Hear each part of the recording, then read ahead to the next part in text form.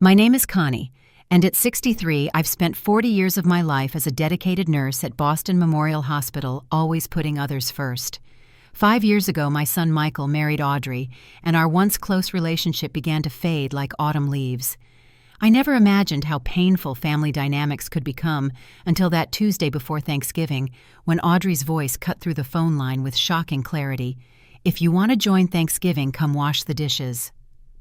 What she didn't know was that my recently deceased brother had left me a secret that would change everything. If you're watching this now, drop a comment telling me where you're tuning in from, hit that like button, and subscribe to hear how one painful rejection became the unexpected blessing that transformed my life forever. I grew up in a modest neighborhood in South Boston, the daughter of a factory worker and a seamstress.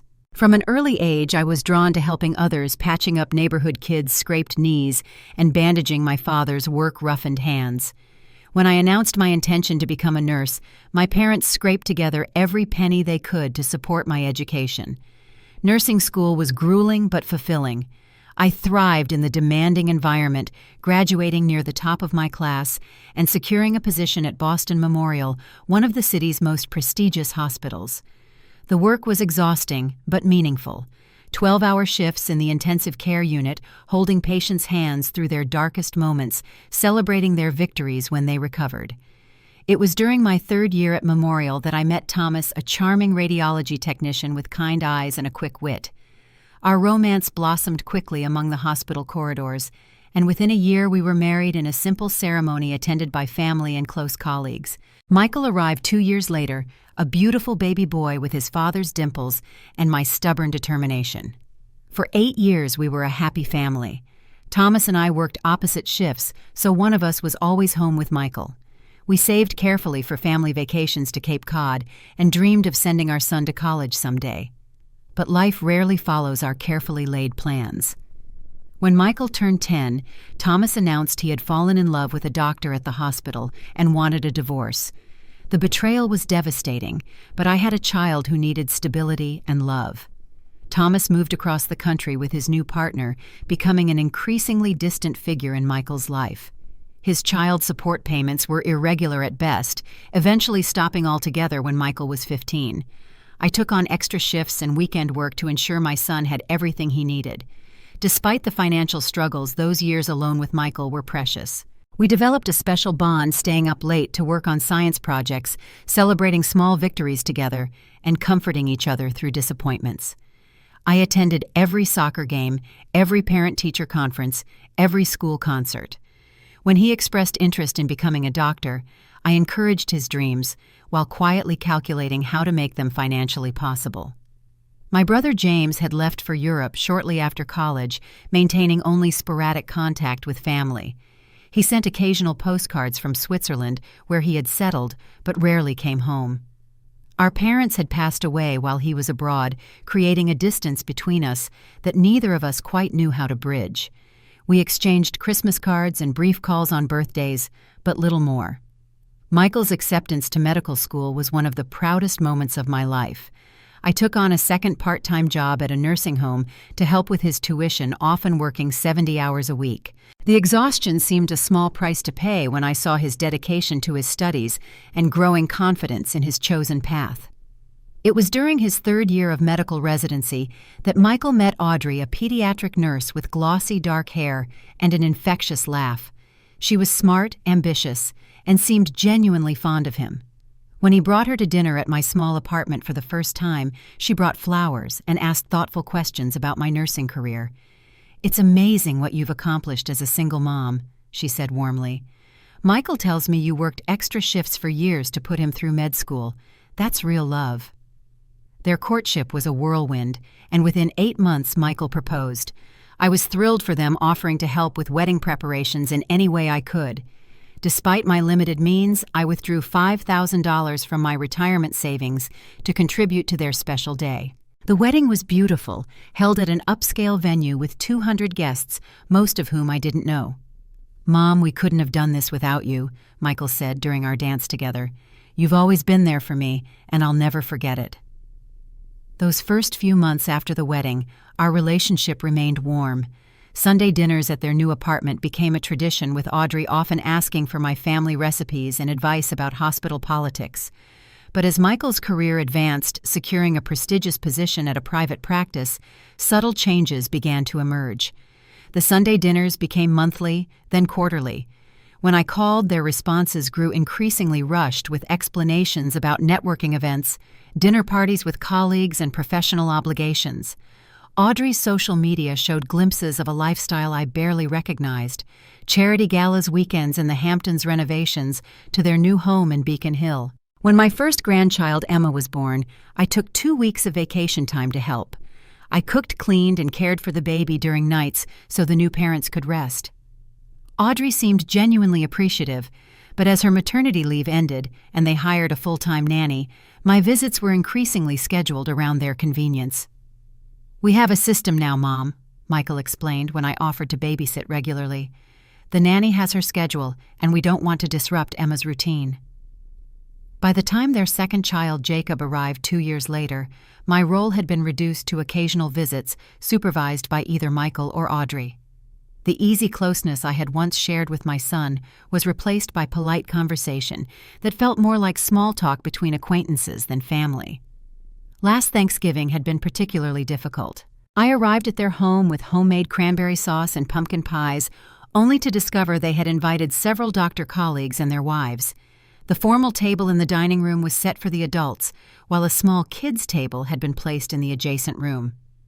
"We thought you wouldn't mind sitting with Emma and Jacob," Audrey explained with a tight smile. "They're so comfortable with you, and the other guests are really Michael's professional connections."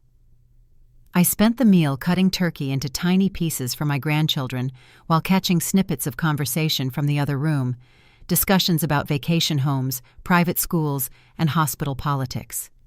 When I offered to help clean up afterward, Audrey quickly assured me their housekeeper would handle everything the next day. After my brother James passed away unexpectedly in October, neither Michael nor Audrey attended the small memorial service I arranged. Michael sent flowers with a card citing an important conference he couldn't miss. I grieved alone for the brother I had never really known, sorting through the few possessions he had kept in a storage unit in Boston: old photographs, college textbooks, and a small collection of Swiss watches. A week after the memorial, I received a call from a Swiss lawyer named Heinrich Berger, explaining that James had named me as his sole heir. He mentioned there would be modest assets to settle and paperwork to complete, but I was too consumed by grief to focus on the details. I assumed my brother had left personal items of sentimental rather than financial value. "Your brother was a very private man," Heinrich explained. "He preferred to keep his business affairs confidential, even from family." I didn't share the news of this inheritance with Michael or Audrey, partly because I didn't think it significant enough to mention, and partly because our conversations had become so superficial that personal matters seemed out of place. As November progressed and Thanksgiving approached, I purchased small gifts for my grandchildren and ingredients for my traditional cranberry sauce. Despite the growing distance, I held on to the hope that family holidays might gradually repair the gap between us. I never imagined that a single phone call would not only shatter that hope, but set me on an entirely unexpected path. The Tuesday before Thanksgiving dawned cold and gray, with the promise of snow in the heavy clouds hanging over Boston. I had spent the morning shopping for last-minute ingredients, searching 3 stores to find the specific brand of vanilla extract I used in my mother's pumpkin pie recipe. Despite the declining relationship with Michael and Audrey, I was determined to make this holiday special for my grandchildren. My apartment felt cozy as I unpacked my groceries, mentally planning my baking schedule for the following day. The cranberry sauce needed to chill overnight, and I wanted to bake the pies fresh Thanksgiving morning. Small gifts for Emma and Jacob sat wrapped on my dining table, chosen with careful thought. A set of watercolor paints for Emma, who had recently shown artistic interest, and a plush dinosaur for 3-year-old Jacob, who carried on lengthy conversations with his stuffed animals. I had just put on a kettle for tea when my phone rang. Seeing Audrey's name on the screen gave me a momentary flutter of anticipation. Perhaps she was calling to confirm plans or ask about my contribution to the meal. "Hello, Audrey," I answered warmly. "I was just preparing for tomorrow." There was a pause before she replied, her voice clipped and businesslike. Actually, Connie, that's why I'm calling. There's been a change of plans. My heart sank slightly, but I kept my tone even. Oh, is everything all right? We've invited Dr. Harrison and his wife to join us. He's the new department head, and this dinner is really important for Michael's career. The way she emphasized important carried a clear message about priorities. And our regular help canceled this morning, some family emergency they need to attend to. I'm sorry to hear that, I said, genuinely sympathetic to the last-minute change. Is there something I can bring to help, besides the cranberry sauce and pies, I mean? Another pause longer this time. That's the thing, Connie. With important guests coming, we need everything to be perfect, professional. The implication that my contributions wouldn't meet her standards stung, but I swallowed my hurt. I understand. Just let me know what would be helpful. Actually, Audrey continued, her voice taking on an edge I recognized from previous uncomfortable conversations. What we really need is someone to handle the dishes and kitchen cleanup during the meal. The caterer will handle the cooking, but they don't stay for cleanup. I blinked, trying to process what she was suggesting. You want me to help clean up afterward? Of course I can. No, she interrupted sharply. During. We need someone to keep clearing plates between courses, washing serving dishes, so they can be reused, that sort of thing. The kitchen is separate from the dining room, so you won't be disturbed during your work. The word work hung in the air between us. I sat down slowly at my kitchen table, suddenly needing support. Are you asking me to work as your dishwasher instead of joining Thanksgiving dinner with my family?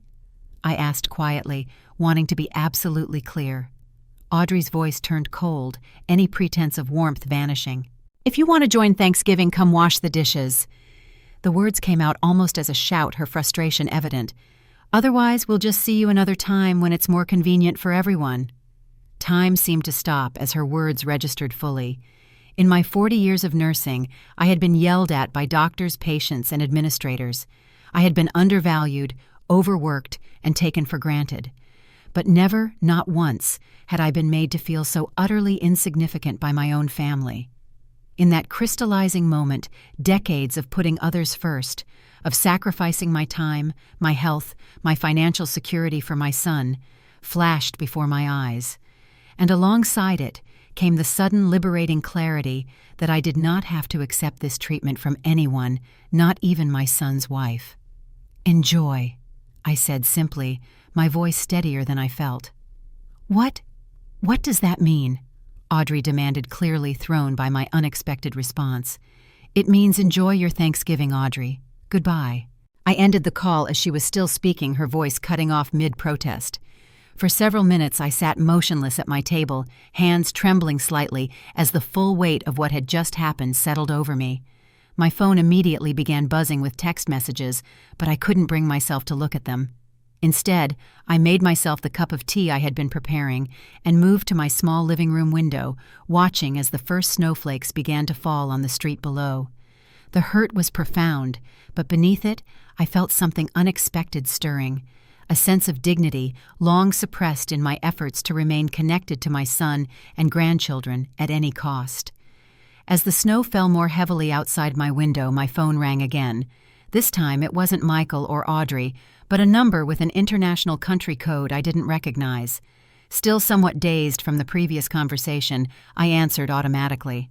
Mrs. Connie Walsh, asked a polished voice with a slight European accent. Yes, speaking. This is Heinrich Berger, again your brother's attorney from Zurich. I apologize for calling at an unusual hour, but there are some urgent matters regarding your brother's estate that require immediate attention before the winter weather sets in. Is this a convenient time to discuss them? I almost laughed at the question. Was it a convenient time to discuss anything other than the family rejection I had just experienced? Oddly, it seemed perfect timing. Yes, Mr. Berger, this is actually an excellent time. What followed was a conversation that would change the course of my life in ways I could never have imagined. Mrs. Walsh, I need to clarify something important about your brother's estate, Heinrich Berger began. When we spoke briefly after the memorial service, I mentioned modest assets because James was always extremely private about his financial situation. However, now that the full assessment is complete, I must inform you that his estate is substantial.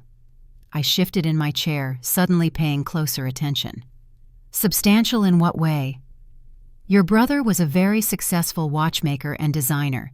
His boutique company created limited edition pieces for collectors and several luxury brands. Additionally, he made some extremely fortunate investments in Swiss technology companies during the 1990s. I had no idea, I admitted, thinking of the occasional postcards and brief calls that had constituted our relationship for decades. He never mentioned any of this. James was intensely private, particularly about financial matters.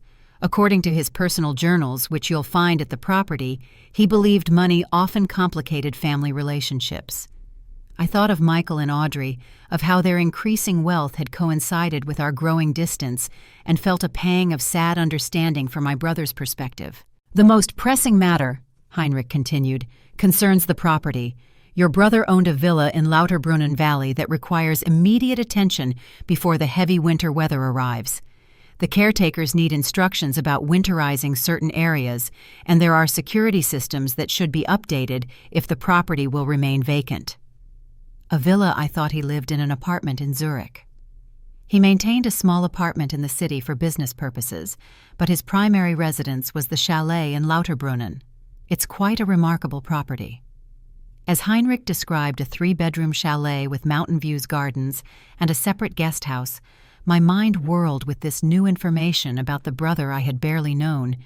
When he mentioned the estimated value of the property alone, I gasped audibly. There's also the matter of his business holdings, investment portfolios, and personal collections, Heinrich added, all of which now require your attention as the sole heir. By the time the call ended an hour later, I had learned that my modest living brother had been in fact quite wealthy, and that I now owned property and assets in Switzerland that required immediate decisions. Heinrich had gently but firmly explained that while some matters could be handled remotely, the property inspection and certain legal signatures needed to be done in person, preferably before December. I can arrange everything if you're able to travel in the next few days, he had offered. The forecast suggests heavy snow by early December, which can make access to the chalet more challenging. After hanging up, I sat in stunned silence, the buzzing of incoming texts from Michael and Audrey continuing in the background of my consciousness. The contrast between the two situations couldn't have been more stark. One conversation dismissing me as nothing more than potential unpaid help, the other suddenly positioning me as the owner of valuable property in one of the most beautiful regions of Switzerland. Almost in a daze, I opened my laptop and began researching flights to Zurich. A small voice in my head warned that I was being impulsive, that I should talk to Michael first, that I had never traveled internationally alone. But a stronger voice, one that had been silenced for too long, reminded me that I was a capable adult who had raised a child alone, navigated complex medical emergencies daily, and managed my life independently for decades. When I found a first-class ticket leaving that very evening, something reckless and wonderful surged through me.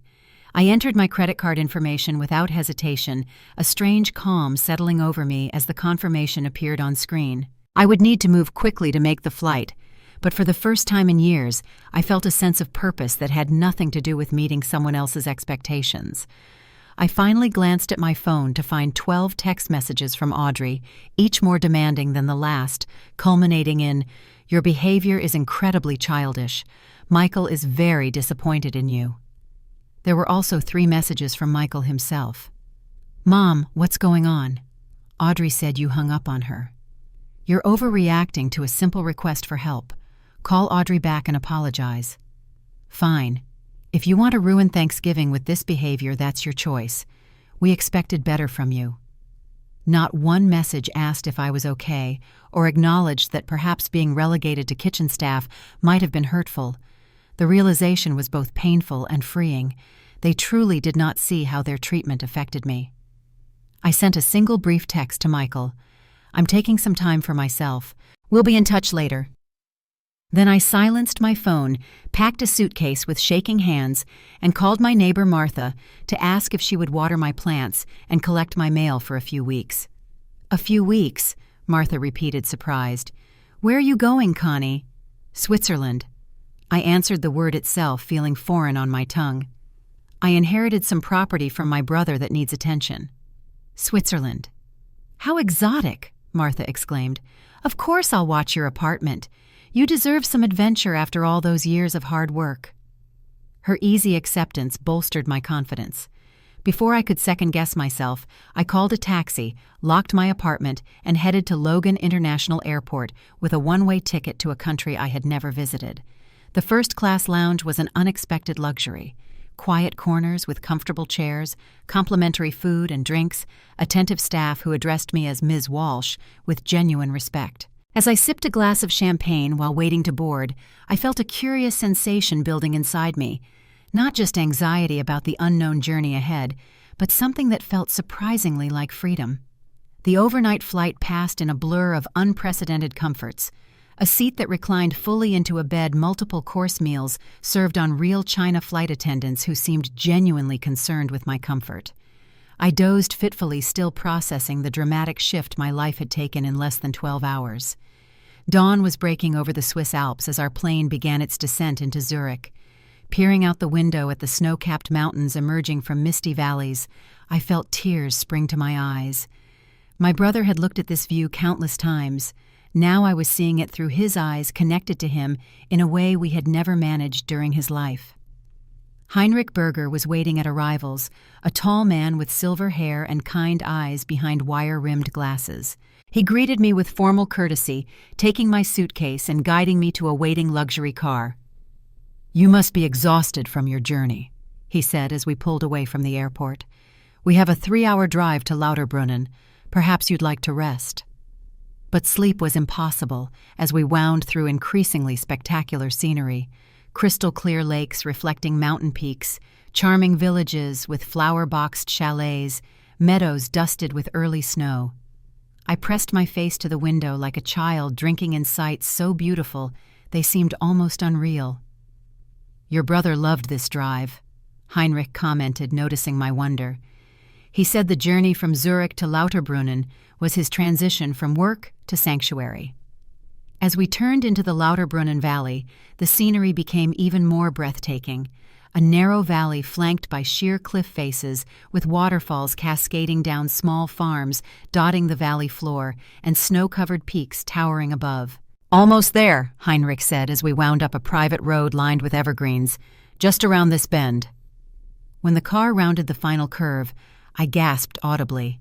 The villa came into view, a magnificent traditional Swiss chalet built of rich dark wood with a gently sloping roof and balconies wrapped around both floors.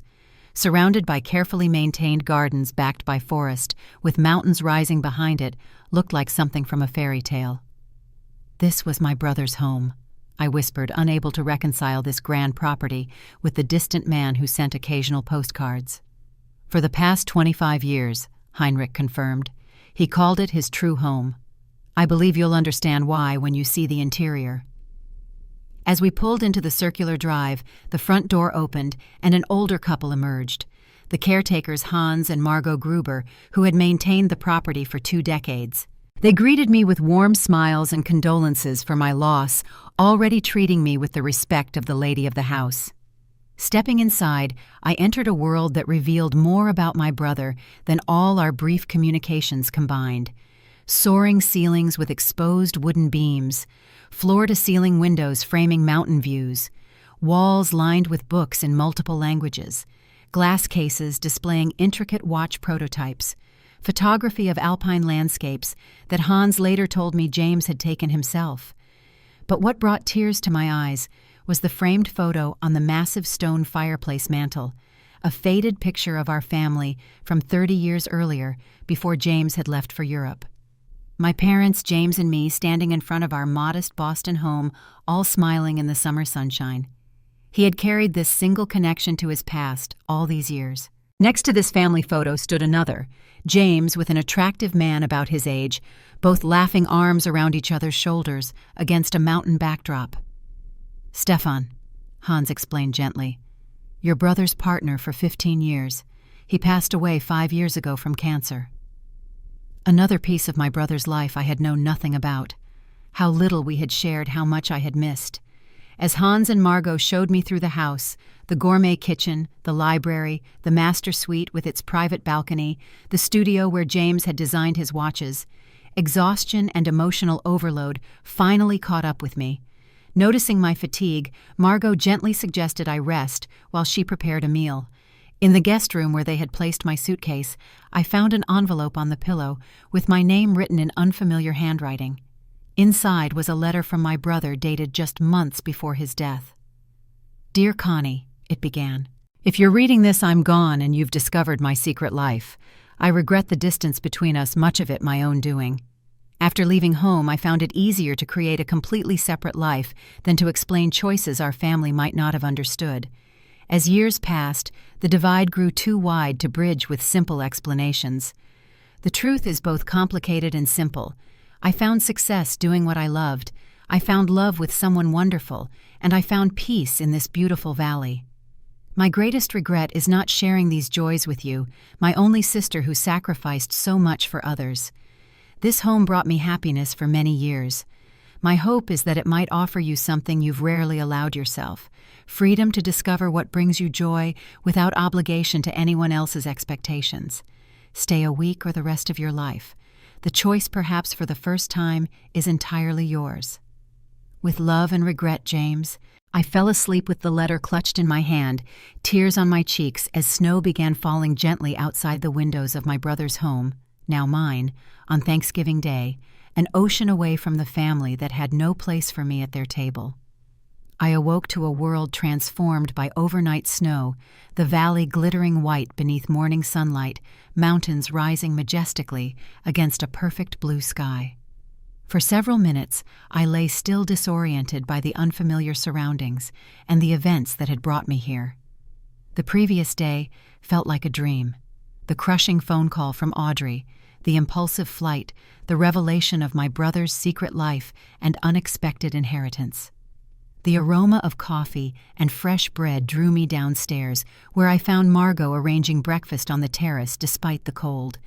Heaters had been placed strategically around the space, creating a warm bubble from which to appreciate the spectacular view. "Good morning, Mrs. Walsh," she greeted me warmly. "Hans and I thought you might enjoy breakfast with this view. Your brother took his coffee here every morning, regardless of weather." "Please call me Connie," I requested, touched by their thoughtfulness. "And this is incredible."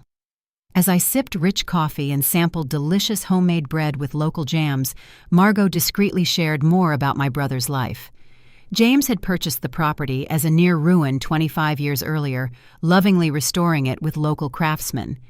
His watch design business had grown from a small workshop in Zurich to an exclusive operation creating timepieces for collectors and luxury brands, though he had always kept his name out of the spotlight. He valued his privacy above all, Margot explained. When Stefan became ill, they retreated here completely. This valley was their sanctuary. After breakfast, Hans offered to show me the grounds and outbuildings. Despite the snow, we walked paths he had already cleared, touring gardens, now dormant under winter blankets, a small orchard of apple and pear trees, and the separate guest house, where Hans explained James had hosted the few business associates allowed into his private world. Behind the main house stood a small stone building Hans referred to as the workshop, a space filled with specialized tools, magnifying equipment, and cases of tiny mechanical parts. This was where James had continued creating watch prototypes even after his business expanded. He said his best ideas came when working with his hands. Hans explained, showing me journals filled with technical drawings and notes in my brother's meticulous handwriting. Throughout the day, I explored the chalet, each room revealing more about the brother I had barely known. His extensive library contained volumes in German, French, and Italian, alongside English titles. His study held photographs documenting his travels throughout Europe, many featuring Stefan, their happiness evident in every image. Most poignant was a box I discovered in his bedroom closet, containing every card and letter I had sent over the years, along with newspaper clippings when I had been featured in Boston Memorial's newsletter for nursing excellence. He had followed my life from afar, maintaining a connection I never realized existed. By evening, exhaustion from travel and emotional discoveries caught up with me. Margot served a simple but delicious dinner, explaining apologetically that they had prepared a special meal for the following day. "We always made American Thanksgiving for your brother," she explained. "It became our tradition after Stefan passed. He said it reminded him of home." The thoughtfulness of these people, who had been more family to my brother than I had managed to be, brought tears to my eyes. "That's incredibly kind," I managed to say. "It's our pleasure," Hans replied simply. "Your brother was a good man who treated us with respect and generosity. We'd like to welcome you properly to your new home if you decide to keep it." If I decide to keep it. The phrase highlighted the extraordinary reality of my situation. I owned this magnificent property in one of the world's most beautiful locations. I had financial resources I hadn't begun to comprehend. For the first time in my adult life, I had choices that weren't constrained by obligation or limited means.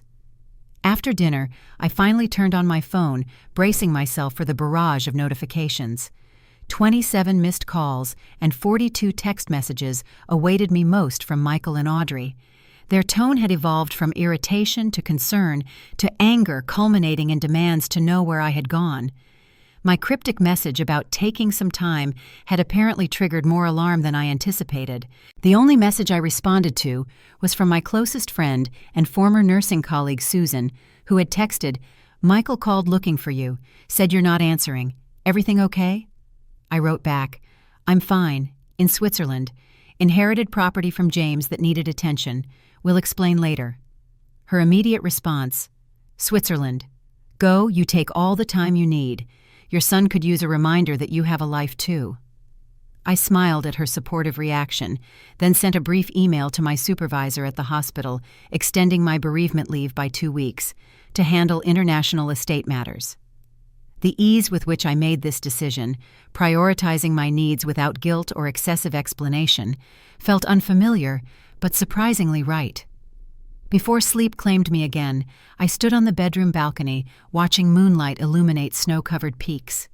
The air was crisp and clean, the silence profound, except for the distant sound of a waterfall. After decades of hospital noise and city living, the peace was almost disorienting. "What am I doing here?" I whispered to the night sky. But even as I asked the question, I felt something shifting inside me. A sense of possibility I hadn't experienced since youth, before responsibilities and sacrifices had narrowed my life to a series of obligations fulfilled for others. The following morning, Thanksgiving Day, by American calendars, I woke early and called Heinrich Berger with questions about the inheritance. His patient explanations confirmed what I had begun to suspect. James had left me not just a beautiful home, but significant financial assets as well. "Your brother's investments and business holdings are quite substantial," Heinrich explained. "You have options regarding how to manage them. Nothing requires immediate decisions except the property maintenance." When I asked about the possibility of staying longer than originally planned, perhaps through Christmas, his response was simple. "The chalet is yours, Ms. Walsh. You may stay as long as you wish. I'll arrange for any necessary visa extensions." After breakfast, Hans drove me to the village for essential shopping. Winter clothing more appropriate for alpine weather, a few personal items, and a simple Swiss mobile phone that Heinrich had suggested would be useful for local calls. The village of Lauterbrunnen was like something from a postcard. Traditional chalets with carved wooden balconies, small shops with window displays of local crafts, a church with an onion-domed steeple against the mountain backdrop. Despite being a foreigner who spoke not a word of German, I was greeted warmly by shopkeepers who recognized me as James Walsh's sister from America. "Your brother was very respected here," Hans explained as we walked through the village. "Quiet, private, but generous to local causes and kind to everyone." Returning to the chalet that afternoon, I found Margot had prepared a traditional Thanksgiving feast. Turkey stuffing, cranberry sauce, and pumpkin pie, all created from her interpretation of American recipes. She had set the dining table formally complete with candles and flowers. "We thought you might be missing your family traditions today," she explained, misreading my emotional reaction as homesickness rather than recognition of the kind gesture.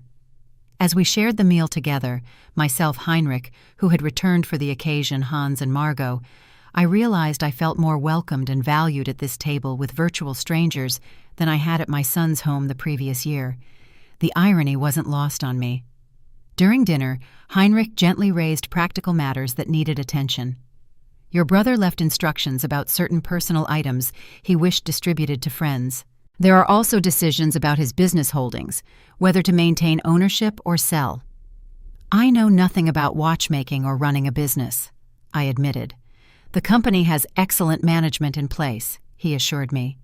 You could maintain ownership without direct involvement or consider selling to the current executives who have expressed interest. The conversation turned to my plans, and I realized I had none beyond the immediate need to address estate matters.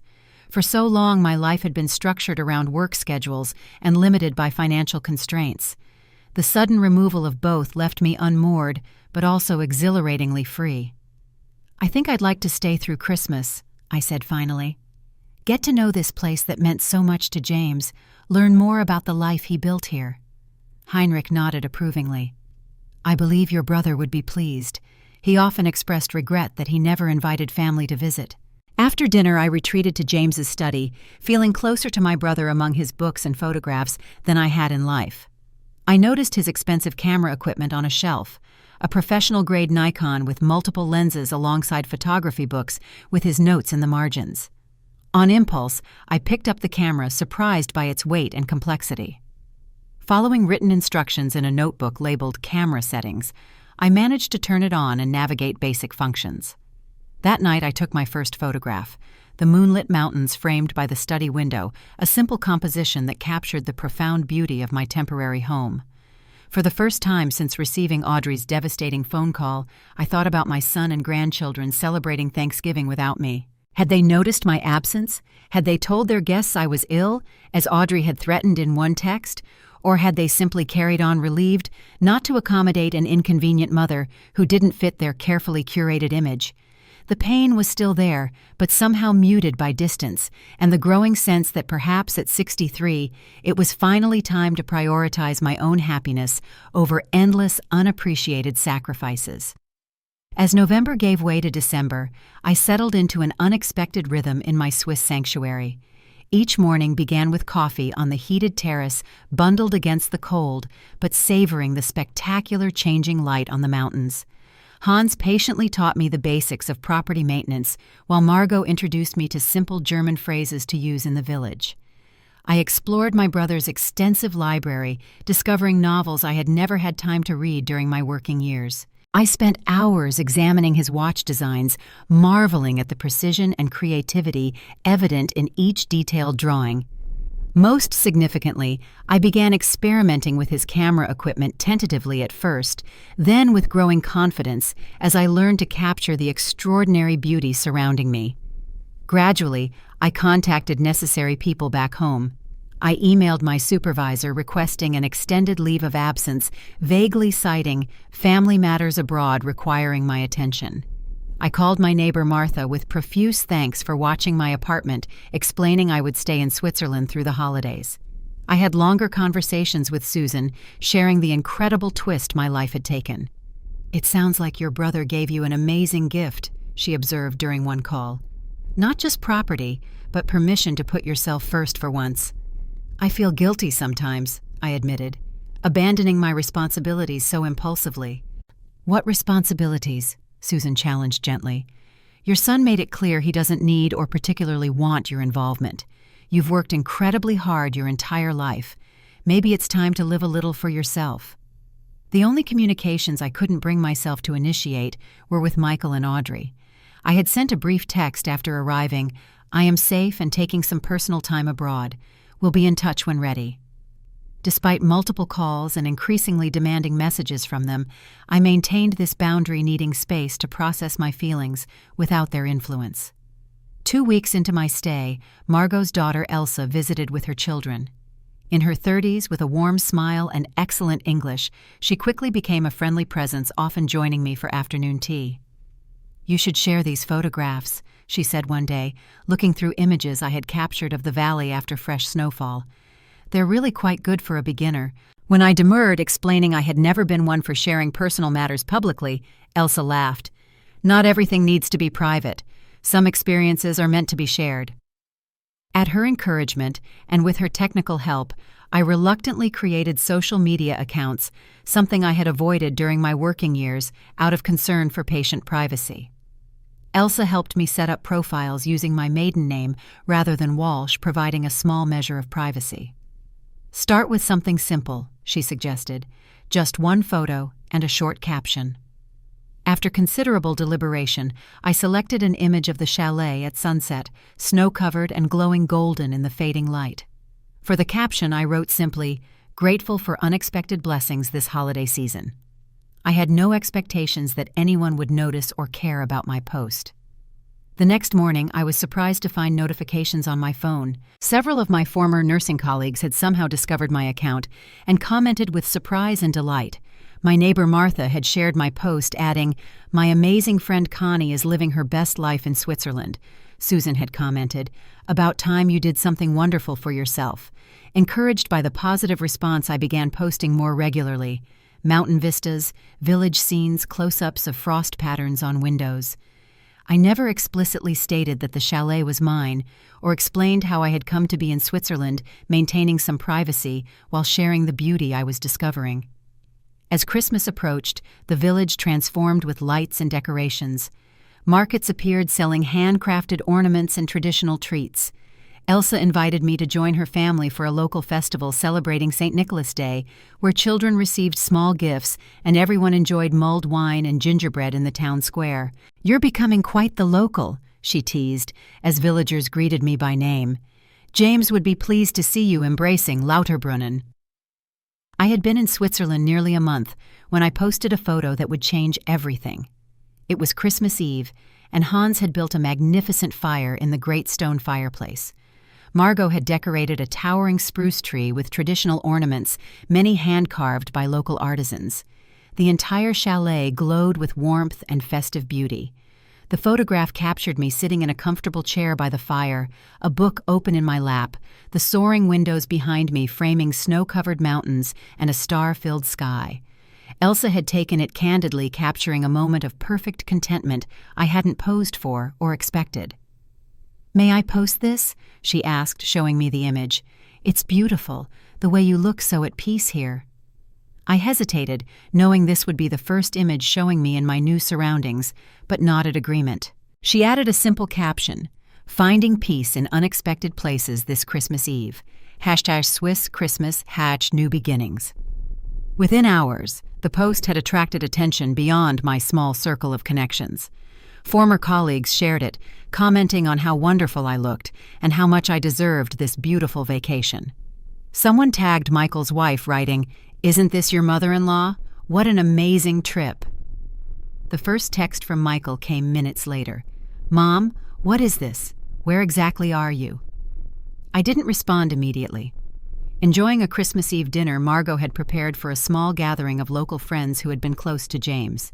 The sense of community and acceptance I felt among these people who had known my brother far better than I ever had was both painful and healing. By the time I checked my phone again before bed, there were 7 missed calls from Michael and a series of increasingly demanding texts from both him and Audrey. The final one from my son read, "Seriously concerned about you. This impulsive behavior isn't like you. Are you having some kind of breakdown?" The assumption that only a breakdown could explain my independent choices sparked something between amusement and indignation. After deliberation, I responded simply, "I'm perfectly well. Spending Christmas in my late brother's home in Switzerland. Happy holidays to you and your family." His immediate response, "Your brother's home. What aren't you telling us?" I turned off my phone, unwilling to have this conversation remotely, and certainly not willing to let it disrupt my peaceful Christmas Eve. Tomorrow would be soon enough to address the questions I knew would keep coming. Christmas morning dawned clear and brilliantly cold, the snow-covered landscape glittering like diamonds under the rising sun. I exchanged small gifts with Hans and Margot, local chocolates and a hand-knit scarf from me, a beautiful carved wooden box containing alpine flower seeds from them. "For when you return in spring," Margot explained, making it clear they assumed I would come back even if I returned to Boston soon. The day passed in peaceful enjoyment. A walk through the snow-covered village, a beautiful meal calls from new Swiss friends wishing me happy holidays. I deliberately kept my phone turned off, creating a bubble of tranquility I was reluctant to break. But the outside world would not be held at bay forever. When I finally turned my phone on that evening, I was stunned to find 71 missed calls accumulated over 24 hours, from Michael Audrey and numbers I didn't recognize but suspected were their friends or relatives tasked with reaching me. Along with the calls were dozens of texts and emails, their tone evolving from demanding to concerned to almost panicked as more social media posts from the Christmas markets and village celebrations had appeared tagged with my new account. The final trigger appeared to be a New Year's Eve post Elsa had shared, showing me on the chalet's balcony champagne glass raised to toast the mountains with her caption, "Connie welcomes 2023 in her new Swiss home. What a transformation from Boston nurse to Alpine chatelaine." The word home, combined with the expensive-looking backdrop, had apparently triggered a full-scale reaction. Michael's most recent text read simply, "We need to talk, now." As midnight approached on New Year's Eve, surrounded by new friends watching fireworks illuminate the valley, I made a resolution that would have seemed impossible just weeks earlier. I would answer Michael's call tomorrow, but I would do so as a woman transformed, not by wealth or beautiful surroundings, but by the simple, powerful act of finally putting my own well-being first. New Year's Day brought fresh snow and clear skies, nature's clean slate mirroring my own determination to approach my relationship with Michael and Audrey with renewed clarity. After a quiet breakfast and a walk through the snow-dusted garden, I settled in James's study, took a deep breath, and dialed my son's number. He answered on the first ring. "Mom, finally, where have you been? We've been worried sick." The concern in his voice seemed genuine, but I noticed he immediately put the phone on speaker. Audrey's presence announced by her audible, "Thank God," in the background. "Happy New Year, Michael," I said calmly. "I'm sorry if I worried you. I've been in Switzerland since Thanksgiving, dealing with some unexpected matters related to your Uncle James's estate." "Uncle James?" Michael sounded confused. "The uncle I met like twice in my entire life. What could possibly be so urgent about his estate that you'd disappear without telling anyone?" "It turns out your uncle was quite successful in his watchmaking business," I explained, keeping my tone even. "He left me his property and other assets that required immediate attention." There was a pause, followed by Audrey's voice suddenly warm with interest. "Property in Switzerland.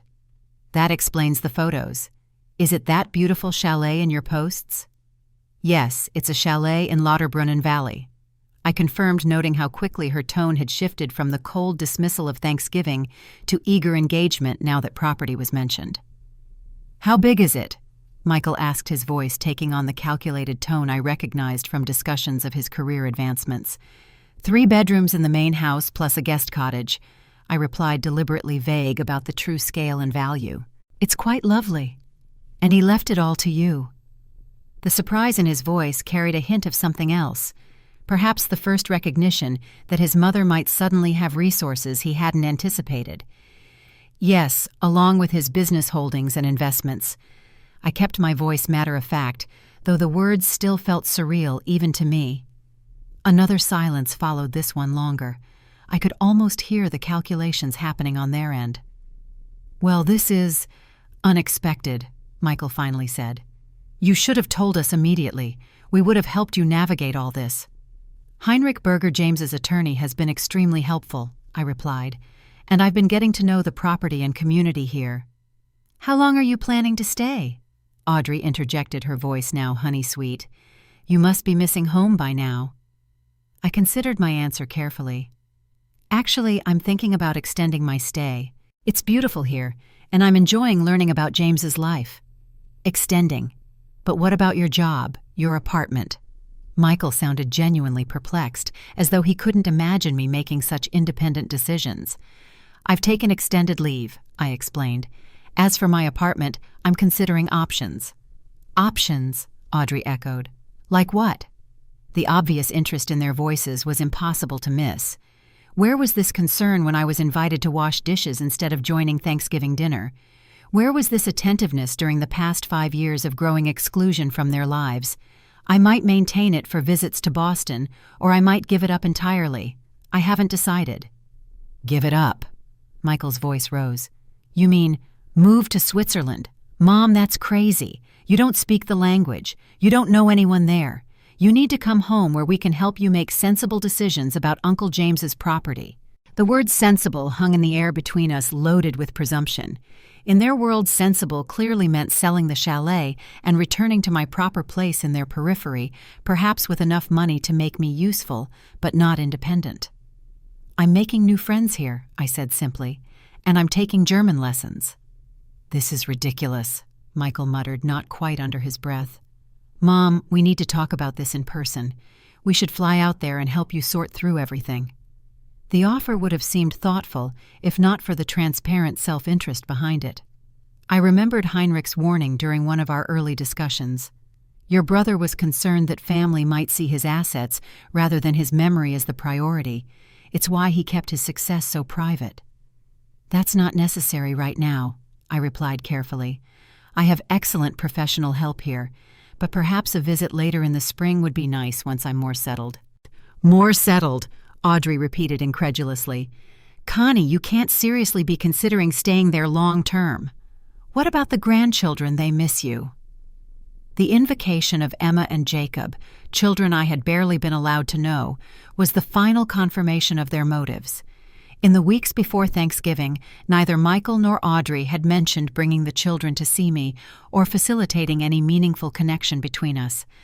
I miss them too, I said truthfully.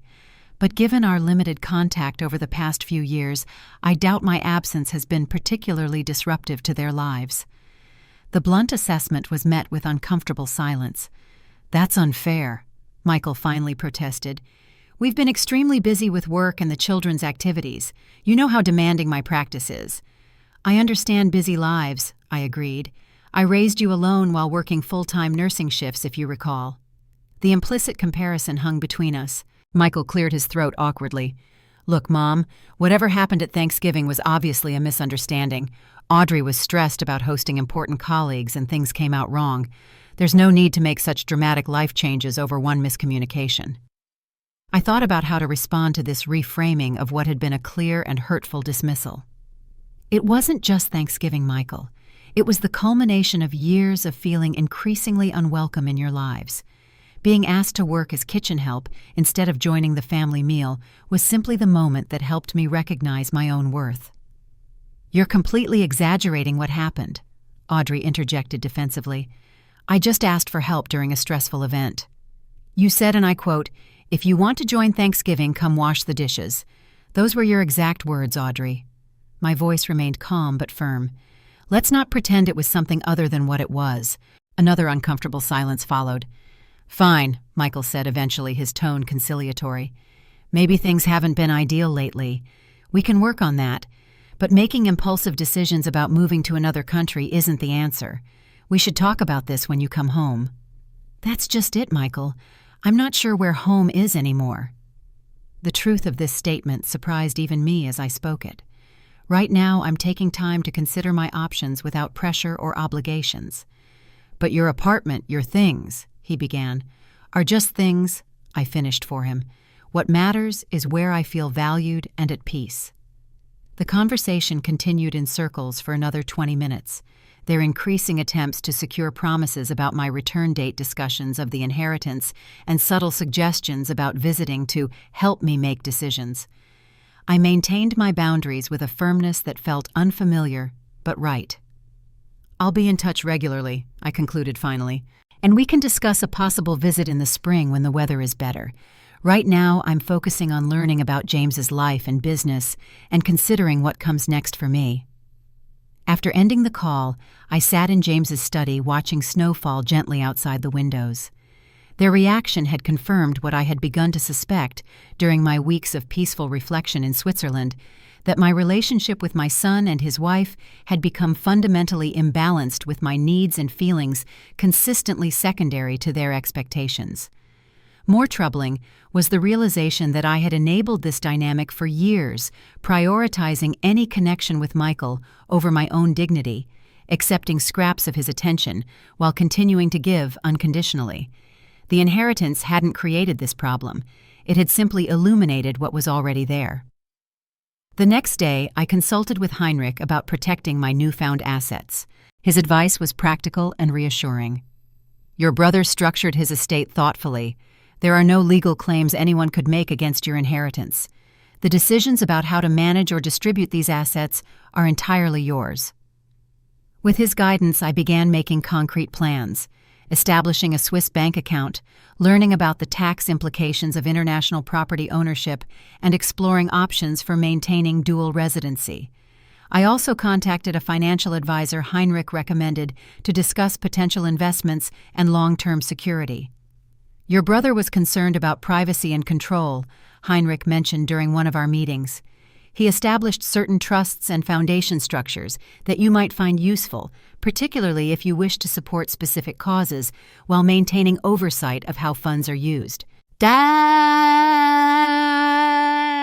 mention of foundations sparked an idea that would gradually take shape over the coming months, a way to honor both James's legacy and my own life's work in healthcare. As January progressed, I settled into a rhythm that felt increasingly natural. Morning German lessons with a local teacher, afternoons exploring the region with my camera or reading in James's library, evenings often spent with new friends who had welcomed me into their community with unexpected warmth. I sent regular emails to Michael with updates and photos, maintaining connection without allowing his increasingly transparent attempts to influence my decisions about the property to affect my emerging sense of independence. When he mentioned bringing the family for a visit in February to help sort through Uncle James's affairs, I gently suggested April instead, when mountain weather would be more hospitable. "The children would enjoy spring in the Alps more than the depths of winter," I explained reasonably. What I didn't explain was that I needed these months alone to establish my own relationship with this place and to make decisions without their influence. James had given me more than property. He had given me the opportunity to redefine myself apart from the roles that had constrained me for decades. Dutiful mother, dedicated nurse, convenient grandmother when it suited their schedule. For the first time in my adult life, I was discovering who Connie Walsh might be when not defined primarily by service to others.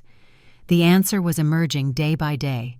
A woman with interests and abilities I had never had time to explore, capable of independence. I had never permitted myself to embrace, worthy of relationships based on mutual respect rather than obligation. When I reflected on Audrey's Thanksgiving ultimatum, now I felt an unexpected gratitude beneath the lingering hurt.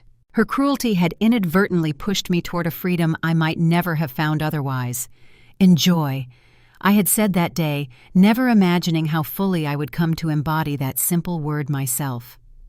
By early April, Lauterbrunnen Valley had transformed from its winter splendor to an equally breathtaking spring landscape. Meadows emerged from beneath melting snow, carpeted with early alpine flowers. Waterfalls that had been partially frozen now thundered down cliff faces with renewed power. The air carried the scent of growth and possibility. Over the past 4 months, I had established routines and connections that made Switzerland feel increasingly like home. My German had progressed from halting phrases to basic conversation. I had become a familiar figure in the village, greeted warmly by shopkeepers and neighbors. Weekly dinners with Hans and Margot had evolved into a cherished tradition, while Elsa's family included me in their Sunday afternoon walks. Most surprisingly, my tentative experiments with photography had developed into a genuine passion. James's high-quality equipment combined with the spectacular surroundings made it almost impossible to take an uninteresting photograph. With guidance from a local photographer who had been my brother's friend, I had begun capturing images that occasionally transcended mere documentation to approach something like art. My social media accounts, initially created on a whim, had attracted a modest following. Former colleagues expressing delight at my unexpected adventure, acquaintances from Boston living vicariously through my photos of alpine scenes, even some locals who appreciated seeing their familiar surroundings through fresh eyes.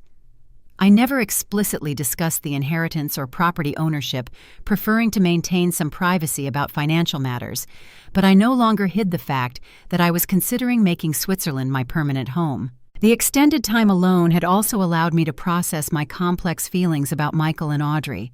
The hurt remained, but it had evolved into something more nuanced, a sad recognition of how relationships can falter when respect and reciprocity disappear, combined with clearer boundaries about what I would accept moving forward. Our communications had settled into a pattern of weekly emails and occasional video calls. I shared selected aspects of my new life while deflecting their persistent questions about financial details and property values. Michael had gradually shifted from dismissing my extended vacation to a strained acceptance that I might actually be serious about relocating, though he continued to raise concerns about my age, the language barrier, and distance from family. The irony that this sudden concern about family connection had emerged only after learning about James's wealth wasn't lost on me, but I chose not to confront it directly. Instead, I maintained polite but firm boundaries, neither cutting ties nor allowing their opinions to override my growing sense of autonomy. When April arrived, and with it the visit we had agreed upon months earlier, I felt reasonably prepared to host Michael, Audrey, and my grandchildren. Heinrich had helped me prepare simple explanations about the inheritance that revealed enough to satisfy curiosity without providing details that might inspire unwanted financial advice. Hans and Margot had readied the guest cottage, giving my family privacy while maintaining some separation from my daily life. The morning of their arrival, I stood at Zurich Airport with mixed emotions: genuine excitement about seeing my grandchildren after so long apprehension about the underlying tensions with their parents, and a new, unfamiliar confidence in my ability to maintain boundaries, even in difficult interactions. When they emerged from customs, the first thing I noticed was how foreign they looked in this context. Michael and Audrey in expensive urban clothing that seemed oddly formal against the backdrop of casual Swiss travelers, the children wide-eyed with the disorientation of international travel and time change. 8-year-old Emma spotted me first, her face lighting with recognition. "Grandma," she called, breaking free from her mother's grip to run toward me. I knelt to catch her in a hug, surprised by how much she had grown since I had last seen her. 5-year-old Jacob followed more hesitantly, clearly having less distinct memories of me, but smiled shyly when I greeted him. Michael approached with an awkward half-hug, while Audrey air-kissed near my cheek in her usual fashion. "You look different," Michael observed, studying my appearance with obvious surprise. I hadn't thought much about how I might appear to them, but realized that 4 months of mountain air daily walks and reduced stress had likely changed me physically as well as emotionally. My usually carefully colored hair had grown out to its natural silver, which I now wore in a simple style recommended by the village hairdresser. Swiss mountain living had influenced my wardrobe toward practical comfort rather than the more formal styles I had favored in Boston. "Fresh air agrees with me," I replied, simply leading them toward the car Heinrich had arranged for our drive to Lauterbrunnen. As we wound through increasingly spectacular scenery, I enjoyed the children's exclamations of wonder at mountain vistas and charming villages. Michael and Audrey remained unusually quiet, perhaps still adjusting to jet lag, perhaps recalibrating their expectations based on the surroundings. When we turned onto the private road leading to the chalet, I felt a strange mix of pride and apprehension. This beautiful place had become my sanctuary, my unexpected second chance at defining my own life. Now I was introducing it to family members whose reaction I couldn't fully predict. "This is the road to Uncle James's house," Michael asked as we passed through the electronic gate and wound up the tree-lined drive. "To my house now," I corrected gently. But yes, this was James's home for many years. As the chalet came into view, I heard Audrey's sharp intake of breath. The property was undeniably impressive, the traditional architecture harmonizing perfectly with its spectacular setting gardens beginning to bloom with spring flowers, mountains rising majestically behind. "This is not what I was expecting," Michael said carefully as we pulled up to the entrance where Hans waited to help with luggage. "It's like a castle," Emma exclaimed with childish enthusiasm. "A Swiss chalet, actually," I explained, smiling at her excitement. "But it does feel magical sometimes." Hans greeted everyone warmly, helping transfer luggage to the guest cottage where they would stay during their visit. I had deliberately arranged this accommodation rather than rooms in the main house, wanting to maintain some personal space while providing them comfort and privacy. "We're not staying in the main house," Audrey asked with poorly concealed disappointment as she surveyed the cottage. "I thought you'd be more comfortable with your own space," I explained. "The cottage has 3 bedrooms, a full kitchen, and its own hot tub overlooking the valley. The children will love having the garden right outside their door." While Hans showed them the cottage features, I observed their reactions with interest. The accommodations were undeniably lovely. James had renovated the building to the same high standards as the main house, with every modern comfort tastefully integrated into traditional architecture. Yet Audrey's expression suggested she was mentally calculating the value difference between the main house and their assigned quarters.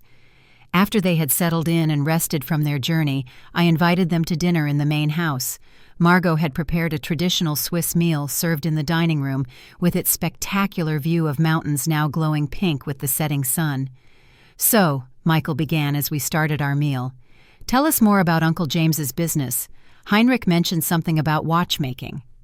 I shared the basic outline I had prepared, explaining James's career designing high-end watch mechanisms for collectors and luxury brands without specifying financial details. Michael listened with obvious interest, occasionally exchanging glances with Audrey that I pretended not to notice.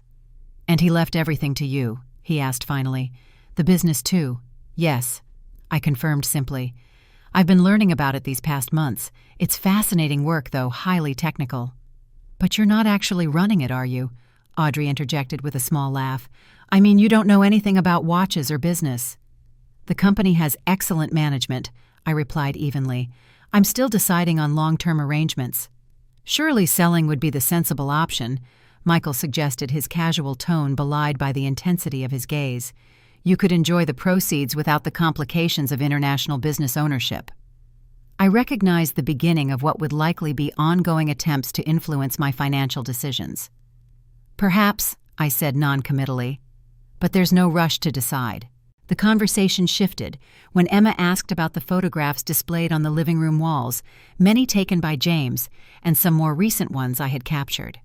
This provided a natural opportunity to share my newfound interest in photography, showing them the small collection of images that had received recognition in a local exhibition.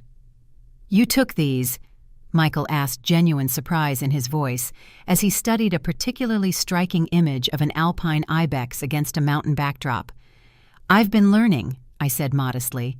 "Your uncle left wonderful equipment, and this valley provides endless inspiration." "Grandma, will you teach me?" Emma asked eagerly. "Dad got me a camera for Christmas, but I don't really know how to use it." The request opened the door to a connection I hadn't anticipated. The following morning, while Michael and Audrey met with Heinrich to discuss what Michael called family financial planning, I took Emma on a photography walk through meadows bright with spring flowers. Her enthusiasm and natural eye for composition reminded me of the creative child Michael had once been before practical ambitions overshadowed his artistic interests. Over the next few days, a pattern emerged that revealed the complex dynamics at play. During meetings with Heinrich or discussions about the property and business, Michael and Audrey were intensely engaged, often suggesting ways I should manage my inheritance, invariably options that would liquidate assets into more easily shared forms. When these topics weren't at the forefront, their interest in my Swiss life waned noticeably. The children, however, blossomed in the freedom and beauty of the mountain setting. Emma and I developed a genuine bond through our shared interest in photography. Jacob, initially shy, became animated during walks with Hans, who patiently taught him to identify local wildlife and plants. Both children formed an immediate attachment to Margot, who involved them in simple baking projects and Swiss crafts. On their 4th day, I overheard a conversation between Michael and Audrey that crystallized much of what had been implicit in their behavior. Walking past the open window of the cottage's kitchen, I heard my name and paused, not intending to eavesdrop, but caught by Audrey's urgent tone. "We need to convince her to sell this place," she was saying. "It's ridiculous for a woman her age to suddenly decide to live in a foreign country. What if she has health problems? What if she falls on these mountain paths she keeps hiking? I'm working on it, Michael replied. But you know how stubborn she can be. And Heinrich is no help, keeps talking about respecting her wishes and James's intentions for his sister. Well, someone needs to be practical, Audrey continued. This property alone must be worth millions, not to mention the business. If she'd sell and move back to Boston, we could help her manage everything properly. And ensure the grandchildren's inheritance is protected. Michael added a phrase that struck me as oddly formal and calculated. Exactly, Audrey agreed. It's not right for all this to be tied up in Switzerland where nobody can properly oversee it. What does she know about managing wealth? I moved away quietly, their words confirming what I had suspected since our first phone call months earlier. Their sudden interest in my welfare, their concerns about my capacity to live independently, even their newfound desire for the grandchildren to have a closer relationship with me, all were inextricably linked to the inheritance. That evening, I invited Michael for a walk alone, something we hadn't done since his arrival. As we followed a path along the edge of the property with sunset painting the mountains in spectacular colors, I broached the subject directly. You seem very concerned about the financial aspects of James's inheritance, I observed. Michael looked momentarily uncomfortable before recovering. I'm just worried about you, Mom. This is all so new and complex. International property, a business you know nothing about living in a country where you barely speak the language. It's a lot for anyone to handle, especially at your age. My age, I repeated thoughtfully. I'm 63, Michael not 93. Many people begin new chapters at this stage of life. Of course, but usually closer to family, not halfway around the world. I stopped walking and turned to face him directly. Let's be honest with each other.